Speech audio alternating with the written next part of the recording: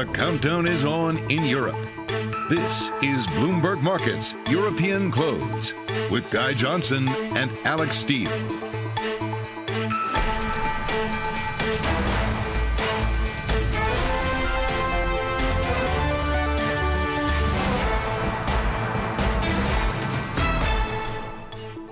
Minutes to go until the close here in Europe. Let's talk about the price action. European stocks are bid. As I say, we are near session highs, just off. What is interesting is the composition of where we're seeing money flowing, the rotation that we're seeing under the hood. Utilities, as I say, are up. That's defensive. Technology is down. That is the narrative we're working with here in Europe. We're trading 470. The real story, though, is in rates and FX. Look at what is happening with the euro, 111.49. We have pushed sharply down. The dollar is very much on the front foot, which is interesting to see what is happening in the commodities market. Brent crude not really reacting very much to that dollar move. 89.99. We're basically trading at 90. We're flat on Brent crude, but that story continues to be one you really want to pay attention to. Kaylee, what does it look like over there? Well, we're paying attention to oil, Guy. We're paying attention to a hawkish pivot, in theory, from Federal Reserve Chairman Jay Powell yesterday. And, of course, paying attention to tech earnings. It's a lot for this market to digest. It has had difficulty doing so over the last several days. A lot of fluctuation. Right now, we are still looking at equities in the green, even if we are slightly off of session highs. Right now, the NASDAQ 100 off about 1.2%, withstanding the downward pull of Tesla after its reports, and specifically some of the supply chain production issues really disappointed after the bell yesterday. We're waiting for Apple after the bell today. But a lot of the action really is in the bond market as we see a repricing of Fed expectations, now 5 hikes seen in 2022. As a result, you're seeing selling pressure at the short end, but a bid coming into the long end. We're down nearly 6 basis points on the 10-year yield to 180, while the curves when it comes to the 210 is at the flattest going back to November of 2020. And you were talking about that weaker euro, Guy, definitely more of a stronger dollar story with the DXY out at a 97 handle. Kelly, let's talk about that from a European perspective and figure out what is happening here with this rates market story. As you mentioned, the dollar definitely on the front foot. Despite that, we are seeing the market, as a result of what we heard from the Fed last night, from Jay Powell last night, talking about the idea and pricing in the idea that the Bank of England is going to go more aggressively as a result of what we've just heard. And even the fact that we may see a rate hike from the ECB this year. We were pricing in around 10 bips of a rate hike from the ECB. We're now pushing that up into the 20s. Let's talk about that repricing. How realistic is it? Christine Aquino, who leads Bloomberg's rates coverage EMEA here in London, joining us now on set. Christine, let's talk about this. How realistic is it that the ECB can avoid the gravitational effects of the Fed raising rates as aggressively as some are saying that they will? We're now pricing in 5. Mark Cabana, Bank of America, was talking about maybe 7 this year. Can the ECB realistically do nothing while that is happening on the other side of the Atlantic? And is that ultimately what is being priced here today? Well, Guy, if the ECB had it their way, they will definitely try their hardest to do nothing while everyone else gives in to that gravitational pull, as you say, that we're seeing in markets. And I mean, you know, the ECB has very much stuck to the message that there will be no rate hikes this year, even when we started seeing this process of markets starting to price in those rate hikes from the ECB earlier this year. This is not a new development, right? It is mostly kind of a bringing forward of some of those bets earlier in the year, and we're seeing that kind of shift now towards the September, October time as far as the first rate hike is concerned from the ECB. But again, they've maintained this line. Now, of course, it's going to make for a very interesting meeting next Thursday when we finally hear from them after all of these recent developments, because that'll definitely be the next thing to watch out for in terms of how comfortable or how uncomfortable the ECB is feeling right about now. And how comfortable or uncomfortable will the market be feeling if we continue to see these expectations just solidified in terms of tighter policy across the world? Well, definitely a lot more uncomfortable, Kaylee, from what we're seeing just in the initial reaction today. And, you know, very much the story is one of a tech sell-off versus a rotation into value. And we're very much seeing that play out right now. That, of course, is bringing up some interesting divergences in terms of regional plays here. As you know, Europe has always been touted as the best area, the best region for this value play. We've seen that time and time again. It has never materialized, but perhaps now might be the year that we finally see that playing out. All right. Bank of England, February. Sorry, go ahead, Guy. that was my bad. We probably should be thanking. But let me just get Christine's take on this. Bank of England, February. Well, very much 25 basis points, very much on the table, Guy, but look out for those bets further out as well. When we get to 0.5% next week, as according to market pricing, but also when we get to that 1% level, which is very crucial for the Bank of England's process of rolling off bonds from its balance sheet, of course. All right, glad we got that in there. I think it's my turn now. Thank you so much to Bloomberg's Christine Aquino for joining us. Well, as we were discussing, the Fed has kicked off what is likely to be the most aggressive global tightening in decades. Over the next week, about half a dozen other central banks are likely to raise their own benchmarks. Joining us now with more is Willem Sells, HSBC Private Banking Global CIO. Willem, are we over or underpricing what central banks are likely to do? Probably overpricing a little bit. We don't think we're going to have 5 interest rate hikes in the US, this year, because if indeed, as the Fed says, we are going to have some decline in inflation sometime during the second half of the year, they will be able to sort of take their foot off the pedal to some extent. On the ECB side, we don't particularly see, a rate hike in 2022, in part because wage pressure is less. Some of this inflation pressure came from tax hikes. That's behind us.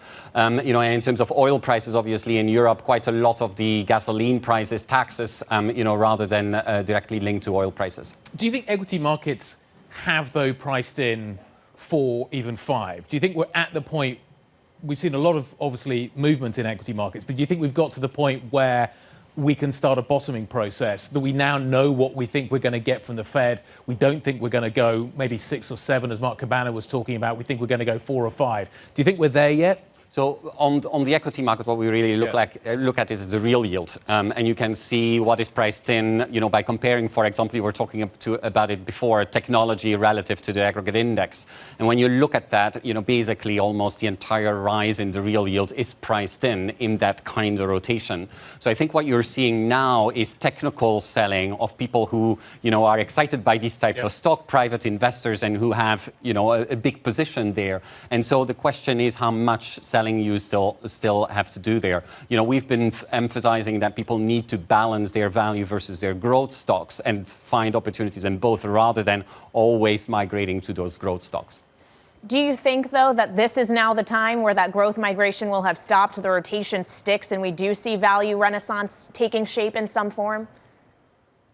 Well, value, the reason why we have value and growth is that obviously on the growth side, there are a lot of companies that have, very good business models that are positioned for the future, and those are the ones that we want to look for. 2022 is going to be about earnings delivery, and a lot of the companies in the growth area, can deliver on that. On the value side, we need to make sure that we don't fall in the trap of the value trap, I would say, with outdated business models that are not adapted to the digital revolution or to the sustainability revolution. So we want to have that balance. And the reason why we are comfortable with a balance between the two is that we think the Treasury yield, is going to go sideways, in that 1.5% to 2% range. Year to date, the S&P is down by 7.5%. The DAX is down by 2.25%. The FTSE 100 is up by 2.5%. Does that outperformance continue? No. So, because Europe is indeed a value market, US is a quality market and a growth market. And so, in particular, if you are worried still about, that inflation being sticky, you want to make sure that you own companies that can pass on the input costs to their customers. Those are the ones with the big margins and the solid market positions. We find a lot of those in the US. So that's the real reason why we invest in the US, not necessarily the geographical, the economic, aspect, because all of those companies are global, right? It's the character of the US market, that quality character that attracts us to it. So, Willem, are you not concerned that we're starting to see the limits of that pricing power and that margins will be an issue going forward? There is some wage pressure, and I think that's what you're probably referring to. Mm-hmm. The question is how long that wage pressure, continues to, be extended. And what the bond market is telling you, and Chair Powell referred to this as well, is that the break-even expectations 5 years, 10 years from now are basically relatively well anchored, and that tells you that the market is saying that wage pressures are, a matter of, either a one-off or maybe 1 or 2 years, but not, sort of for a very long-term perspective. And I think as long as that doesn't become ingrained, that you will have, companies maintaining that margin power. And if wages increase, then automation will be a good play. And so it's one of the themes that we like. How bumpy is the ride going to be? Please tell me it's not going to stay like this for the rest of the year, because January has been brutal. Maybe not like this, but it is, volatility is our core case for 2022. It's a positive environment for stocks because you've got your earnings and you're still in the mid-cycle stage. But you have to brace for volatility. And that's because inflation is too high for comfort. And we will only know in a while when it comes down. We think in the second half, even if the Fed, goes gradually, as we do think they will do, the market is trying to put on, is calibrating and is potentially not as, confident. And so therefore, diversification, looking for quality, resilience, using hedge funds to diversify, all of those elements are important. So if we're in for more volatility, investors will have to ride it out. Is the Fed going to be able to ride it out without getting too uncomfortable? What's the strike price of the Fed put now? Indeed, I do think that it's a fair discussion that is there in the market that they're not immediately going to come to the help of the market if the market corrects somewhat. But indeed, they are focused on the data.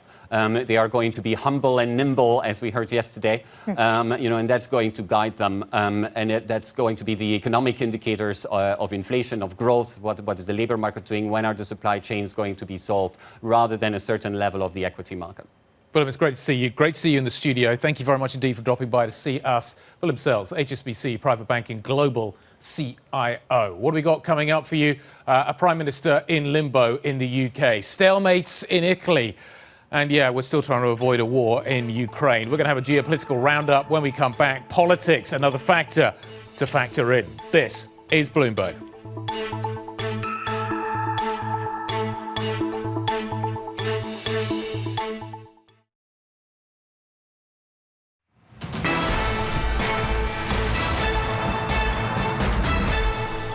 There is no sign yet of any break in that stalemate over Italy's new president. After 4 rounds of voting by lawmakers, no candidate has won a majority yet. Let's go to Bloomberg's Francine Lacqua, who is in Rome being serenaded by a street performer at the moment. Francine, I'm sure you're happy where you are, but are we going to get a breakthrough anytime soon and send you home to London? No, so I don't think we'll get a breakthrough. We can just sit here all day and drink espressos and listen to this lovely busker who's, coming out with all the hits from the 90s to absolutely no tourists. Because also, let me remind you, Kaylee, that there's no one around. I mean, this right behind me, the Imperial Forums, usually would have like thousands of people in peak season, and it's empty. If you look at what the presidential election, first of all, has really brought to the forefront, is that the process is very murky.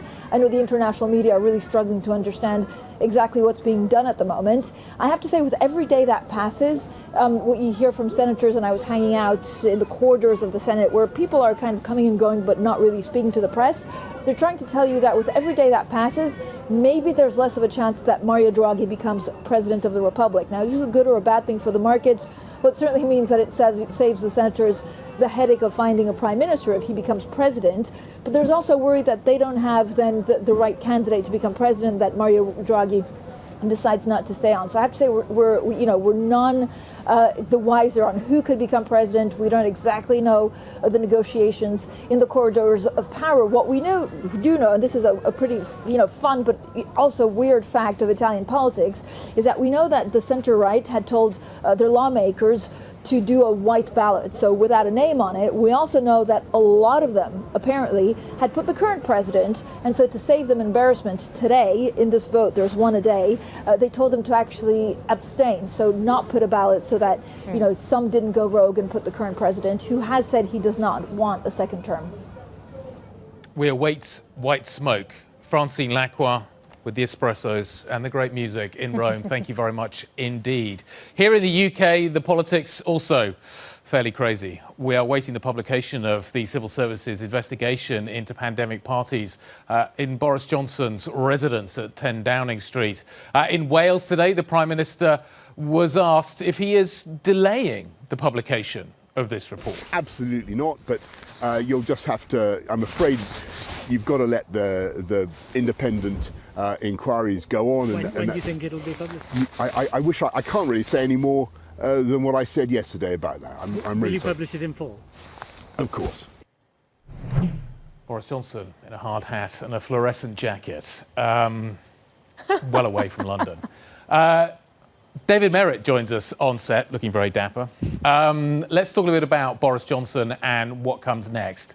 We understand that the report is now being legaled, basically, that the lawyers from the civil service, from the Metropolitan Police, from various other bodies are involved.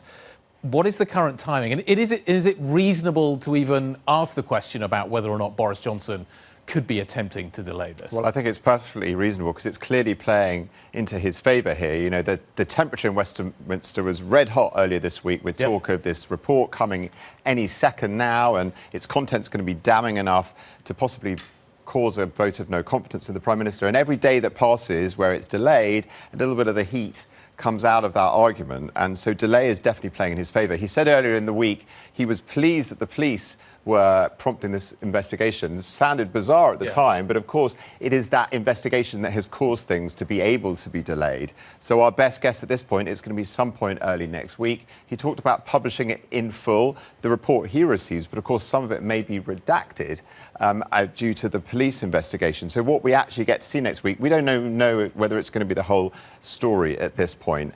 And the talk at Westminster this afternoon does seem to be a little bit more of the Tories rallying round their leader. This is dragging on and on. They're hoping that the public might get a little bit bored of this story. And perhaps they can start pivoting things onto more sunnier things, such as, the end of the COVID restrictions, where the government can claim a little bit of benefit. All right, Bloomberg's David Merritt, thank you so much. And turning now from domestic politics in the UK to geopolitics and Ukraine. Russia is criticizing Western security proposals aimed at defusing the crisis. At the same time, the foreign ministry says it considers a war with Ukraine unthinkable. Let's bring in Bloomberg Washington correspondent Anne-Marie Hordern. Anne-Marie, the longer this draws out, is it then the harder it is to come to a diplomatic resolution to this crisis? Well, the fact that they're continuing to continue these talks, I think, means that they are looking for potentially a diplomatic response. And that does give President Vladimir Putin an inroad to take an off-ramp. And we saw yesterday when Ambassador Sullivan hand-delivered those responses from the United States to the Kremlin. President Putin had read them. Dmitry Peskov, his longtime spokesperson, said he's analyzing them. But he did say that it cannot be said that our views were taken into account. So likely he's talking about what Russia demands are, which is they want NATO to Ukraine to never join NATO and also to pull back the troops from former Soviet countries. So that 1997 line. But the fact that they are talking and potentially considering the secondary security measures, that could give President Putin an off-ramp. And then we do know that Secretary of State Antony Blinken said in the coming days he would be speaking to Sergei Lavrov. So the fact that they're still talking does mean that diplomacy at the moment is working. AMH in DC, thank you very much indeed. Anne-Marie Hordern joining us with the latest on what is happening surrounding Ukraine. This is Bloomberg.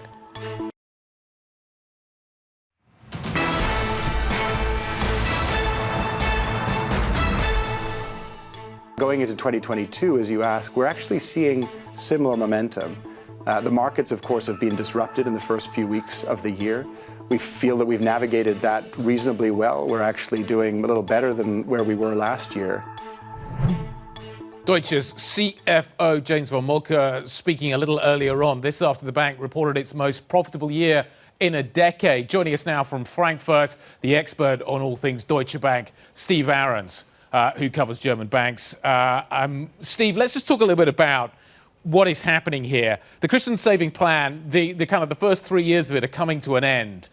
Is this a set of results that basically justifies what he's delivered, or is there a little bit of luck in what is happening here? Well, I think it does vindicate him. He unveiled a very ambitious and perhaps even courageous turnaround program 2.5 years ago. Many people said it wouldn't work, and I think the results do speak for themselves. But there's always a but, of course. The markets, which have been extremely buoyant, and they boosted the investment bank, which has been the biggest contributor to this success. So again, my answer is yes, it's his achievement. The plan worked, but he's been lucky too. Well, and we also have to look forward. He's expected to unveil his next strategic update in March. Did we get any clarity today on what that might look like? He actually did say a few things. Of course, he told people, and I'm not going to say much because of the investor update in March, but he did say it's going to be an evolution, not a revolution. The revolution was in 2019. That was the big change. So the next plan is more of the same, more growth. Probably, he said, the 4 existing operating businesses that Deutsche Bank has right now, they will continue to exist. So while they shut it and changed something in 2019, that's unlikely to happen now. So again, it's going to be evolution, not revolution. Yep. Costs are going up, staff are going down. They're having to pay more at Deutsche Bank. Is that sustainable? Seving was saying today that the talent war is obviously a fairly disturbing factor for Deutsche Bank, but they have to pay up. Is that sustainable? Is that something that Deutsche can do under current circumstances? I think that's a very, very important question for Deutsche Bank, and I'm sure they're discussing it extremely intensely at the bank. I mean, Seving, as you said he's concerned about the talent war because he wants the top performers at the bank. He needs them in the investment bank and in other divisions as well, of course. But the bank can ill afford to pay as much as the U.S. competitors. It just has less money. It needs to meet a profitability target. Investors want to see profits, and if you overpay, then of course you have a problem. So it is a huge problem. If this doesn't peak at some point, if this just goes on and people get more and more expensive, then Deutsche Bank will face a huge issue this year. Steve, just 30 seconds left. What's the read-through from Deutsche to the European banks that have yet to report? Trading, of course, we know is normalized. It's lower than that. But other units have performed pretty well. So maybe that will be something other banks can report as well. Steve, always a pleasure. Great reporting. Thank you very much indeed. Steve Ahrens joining us on what is happening at Deutsche Bank. European equity markets are coming into the end of the day. We've got around 4 minutes to go until the end of regular trading. This is what the numbers look like. A little bit of an outperformance coming through from the FTSE 100 today. We're up by over 1%. The DAX and the CAC fairly flat as we go into the close. We will follow with some details. We're going to talk as well about what is happening with the automakers here in Europe, an issue of how to transition to the EV landscape and how much that is going to cost, considering the shortages we have of semiconductors. This is Bloomberg.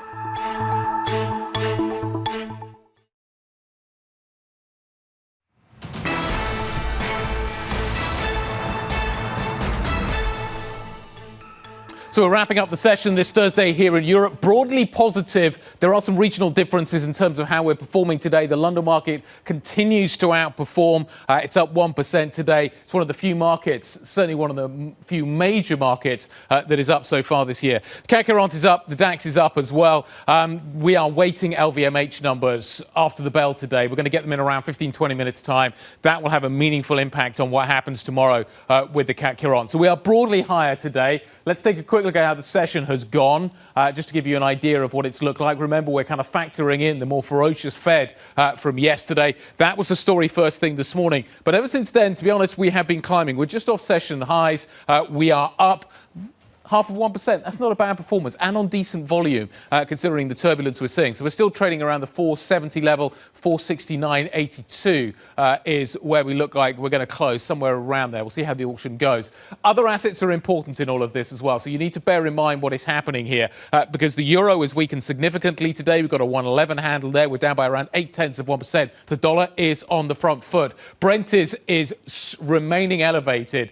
It's around the 90 level. We're just shy of that right now, 89.93. We're also seeing, obviously, a need to factor in the geopolitics.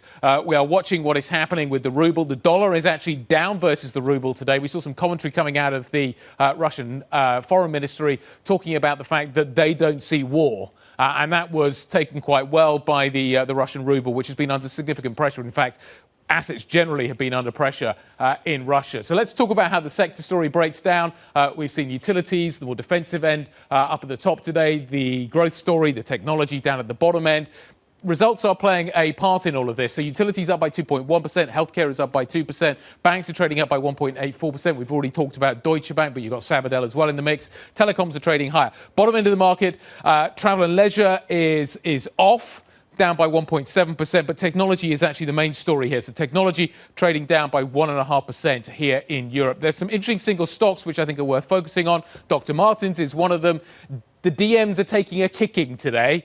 They are down quite sharply on the growth outlook. The stock really getting beaten up on the back of this. It seems to be a wholesale issue rather than a retail channel issue. But the market really not liking the growth outlook. The stock trading down by over 9% today. Remember, this is a recent listing in London. We mentioned Deutsche Bank, really solid performance today, up by nearly 4%. The traders are performing really quite strongly. But we wait the March 10th update from Christian Saving. The new plan, I think, is what everybody's now casting their eyes towards. And then we come to the car sector. Such a lot of fascinating news out of this sector over the last 24 hours. We've obviously got to kind of put Tesla into the mix. But Renault, Nissan, Mitsubishi pushing forward with their plan to invest heavily into the EV transition. Are they behind the curve? How is that alliance working? We'll talk about that in just a moment. But the challenge that everybody continues to face right now is what is happening with the shortage of semiconductors. And here's some of the CEOs that we've been talking to over the last day or so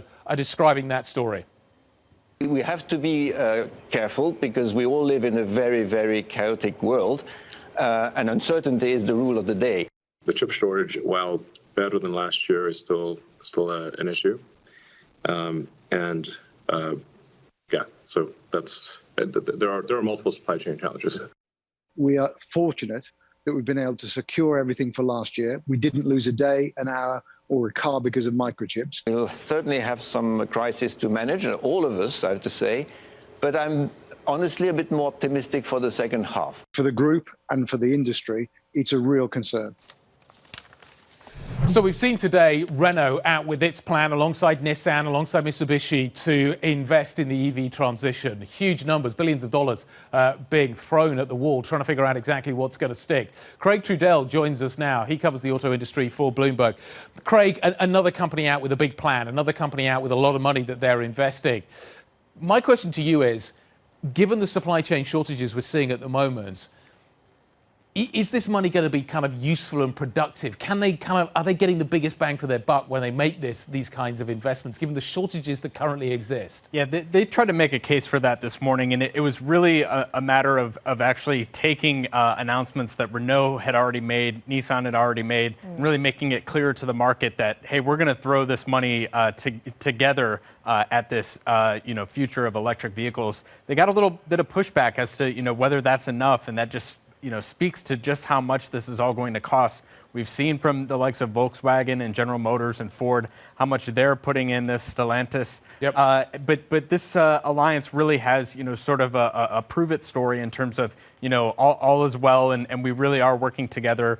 We're not going to break up, and they have to sort of make a case specifically with electric vehicles that they're going to work together more so than they have in the past with, say, the Renault Zoe and the Nissan Leaf, which were two very different models. Well, Craig, obviously they are trying to push further into an EV space that is getting more and more crowded. There's a lot of competition out there, primarily from Tesla, and yet Tesla Cybertruck not coming until 2023 because of these same shortage issues. They're focusing their production on existing models. Is Tesla actually going to start to fall farther behind for that reason when you have the likes of Ford and GMC putting out their own EV trucks within the next year? So the truck segment is going to be really interesting to watch over the next year. You have with GM also the Hummer pickup that's coming sooner. That's going to be a lower volume model because it's like a six-figure vehicle. But definitely they're going to be on their back foot. You have, as you mentioned, quite a few pickups coming that are electric. And this is maybe a sort of squandered opportunity on Tesla's part because it was a while back that we saw the Cybertruck, but they from the sounds of it are having a little bit of trouble with bringing that to market at a price point that matches what they were talking about. And this is a case where it's actually been a bit of an advantage for them to only have two really big mouths to feed in the Model 3 and the Model Y. That's kind of actually helped them navigate this chip shortage relative to say a Volkswagen Group who not only has a lot of models to feed, but a lot of brands to feed as well. Well, okay, let's just talk about that in the context of Renault, Nissan and Mitsubishi. Are they going to go for fewer models? Are they going to cut down in terms of the number of cars that they produce? in order to be able to deal with the supply chain story and make the EV transition a little easier? Well, definitely with electric vehicles, they only have a handful of models. They are talking about 30 coming, but that's over a long time period, and it's always a little bit difficult to parse, the way that automakers count those models, how many of those 30 are, three of the same, three trim levels of the same model. So it will be definitely something to watch. The fact that the industry has sort of, gone through what it's gone through over the last year with the chip shortage, I think has sort of forced the companies to really look inward and sort of make some decisions going forward about, how much complexity they have in their systems, how much needs to come out of it so that they can navigate these more brittle supply chains that they've come to realize they have now. A big challenge for these car makers. Thank you so much to Bloomberg's Craig Trudell. I would note autos were up in the European session by about 0.4%. Tesla, though, right now in the U.S. session down 6.8%. Some heavy losses after it raised those supply side challenges. And of course, those supply side challenges really all come back to the chip story. And we are going to have more on the chip industry next with Pat Gelsinger, Intel CEO, his reaction to the company's earnings and when he sees the shortage improving. Is the back half of 2022 going to be an easier story? That conversation is coming up next. This is Bloomberg.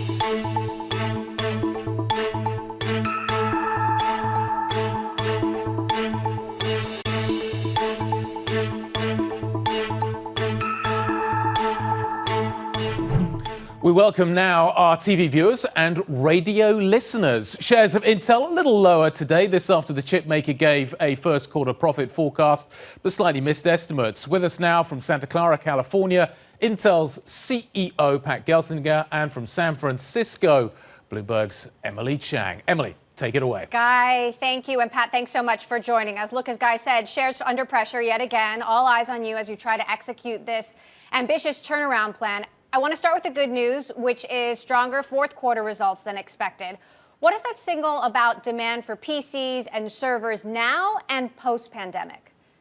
Yeah, overall, the demand is unquestionably strong. Every one of our customers sees that demand as very strong going into 2022. So we'd say the story was demand and supply limitations across the industry. And a lot of our good news in Q4, $1 billion beat, very proud of my team for that, was our ability to respond and our manufacturing teams able to meet those demand signals and adjust. There's just all sorts of what we call match set issues across the industry where I don't have an Ethernet controller, I don't have a power IC, and those issues, we were able to adjust and respond. And we saw strength on both client and on our server business. So a great finish to a transformational year. And we've laid the groundwork to really build a tremendous restoration around this most iconic company. And we are well on our way. Everything is on or ahead of the schedules that I laid out when I took the job. And we feel very good about the execution machine that we have now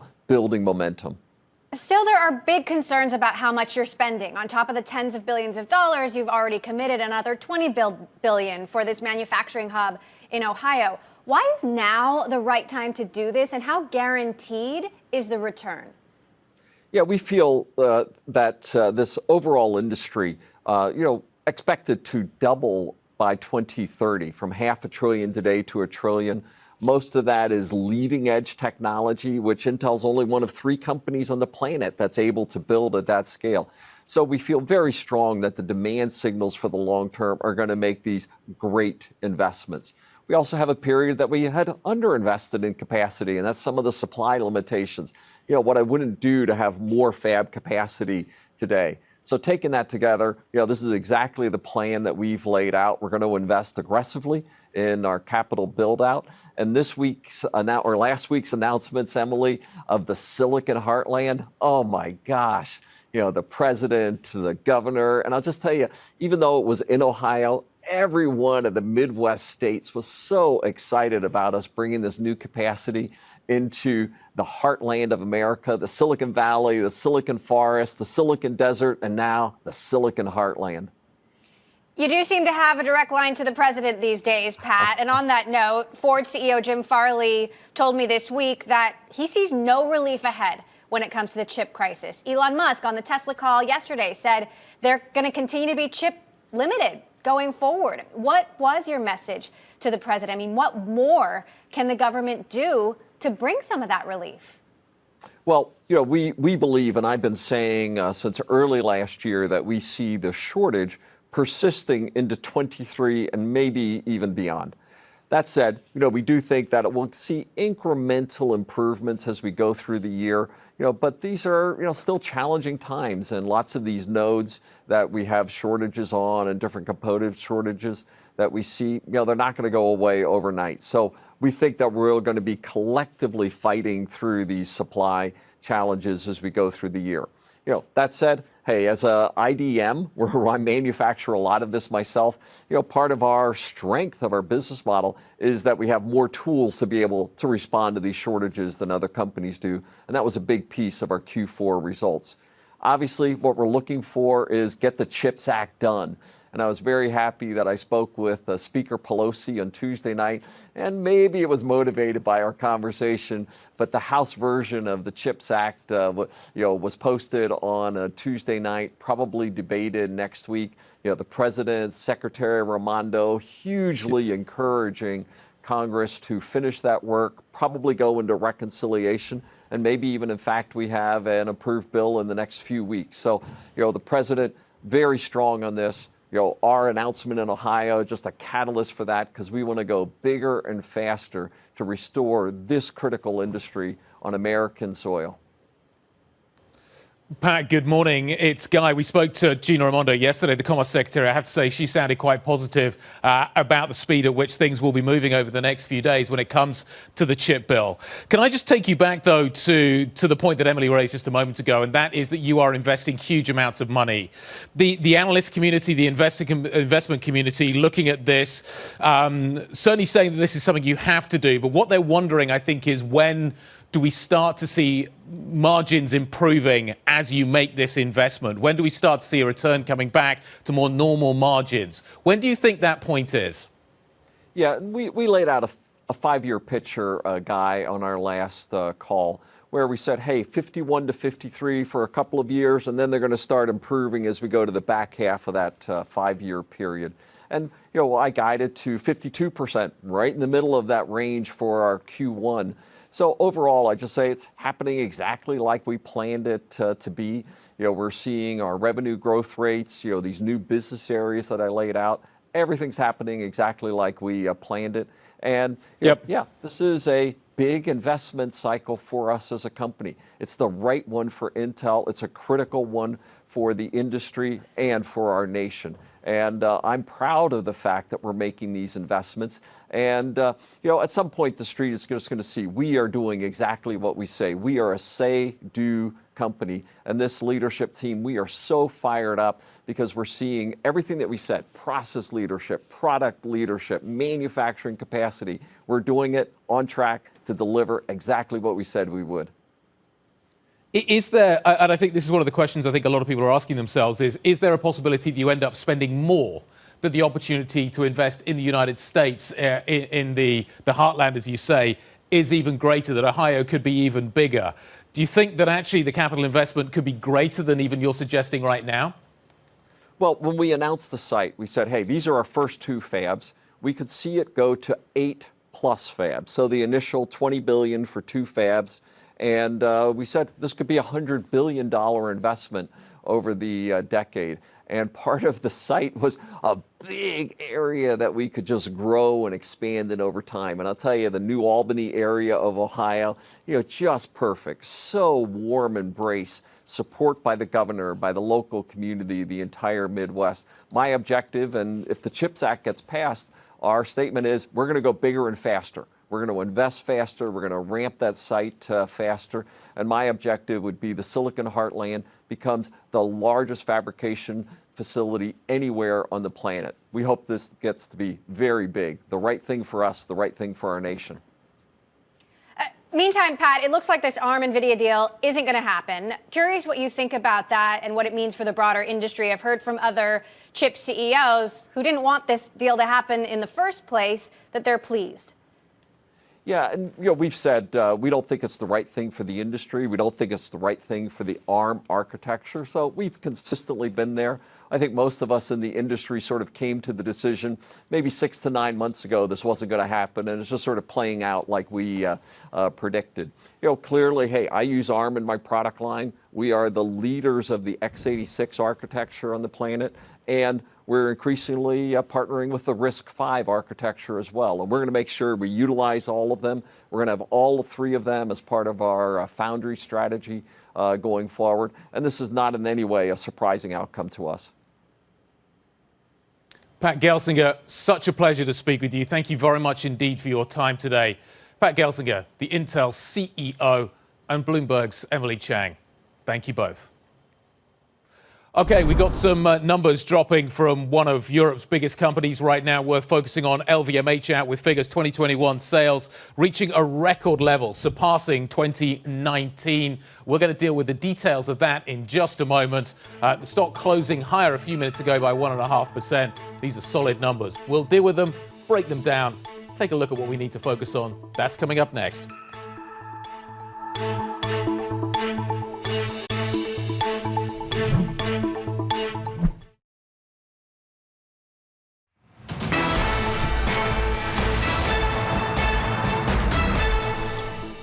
So a massive year for the parent company of Louis Vuitton, Christian Dior, Tiffany. LVMH just posting its numbers, record sales coming out of the company. 2021 looks like it's beaten 2019, which is a huge moment for this business. Let me just give you some details.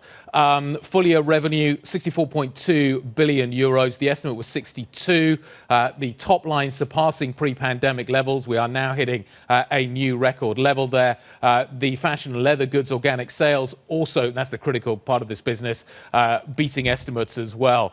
This is a very, very solid set of numbers from Arnaud & Co. Let's kind of break it down. Let's figure out what is happening here. Gav Investments Manager for Global Equity, Sweta Ramachandran, joining us now. What do you make of the numbers? They look pretty solid to me. Yes, and I would say the crowd has got tougher after results by Richemont, Burberry, Swatch, pointing to a very robust environment. But even against that tough crowd, I would say they've definitely managed to exceed expectations. One key number I'd focus on is the fourth quarter organic revenue growth of the fashion and leather goods division versus 2019, which is actually up over 50%, up 51%, which is its strongest growth of the year, even on a 2-year stack, which is really quite remarkable. And finally, these shares are down 4.5%. Is this good news already not priced in? Could we see upside from here?